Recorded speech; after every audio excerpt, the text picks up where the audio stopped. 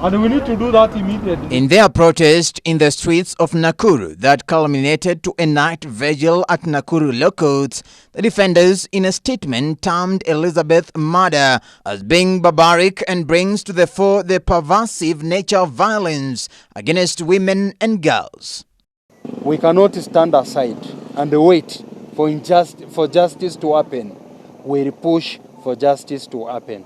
So that's why we're here today. Must be aware that the death of Elizabeth Ekaru comes at a time where we have experienced increased femicide in Kenya, especially of human rights defenders. They termed the cases as examples of the price that women rights defenders have to pay for protecting human rights and advancing social, economic, cultural and political rights. Elizabeth's death reminds us of many femicide cases whose perpetrators are yet to be brought to book. The organization now wants the perpetrators brought to book. They also want the President's office, together with the Ministry of Environment and Forestry, to publicly condemn and declare murder of women human rights defenders alarming and consider the issue a crisis. The Office of the President, through the Director of Public Prosecution and Inspector General Office of Police, to give an update and accountability on the progress of all femicide cases in Kenya.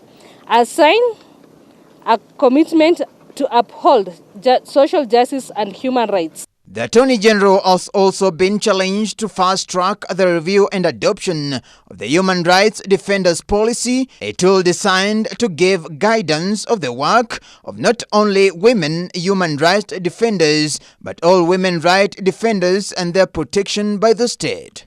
Na ukiweza kutendea mtu ambaye anahakikisha kuna haki inatendeka kwa mwananchi ambaye hajiwezi, then inamaanisha hatutakuwa na mtu wa kutetea wananchi, sivyo? So inabidi serikali yetu ya Kenya na hizi vitengo ambazo zinashughulikia kuhakikisha kwamba justice, because it's the responsibility of the state to ensure that they protect, they fulfill and they promote human rights. According to frontline defenders, at least 331 human rights defenders promoting social, environmental, racial and gender justice in 25 countries were murdered in 2020. The advocacy group added that scores more were beaten, detained and criminalized because of their work. We can only remain optimistic that the suspects will eventually be convicted, because if they are not, the tree of impunity will be watered.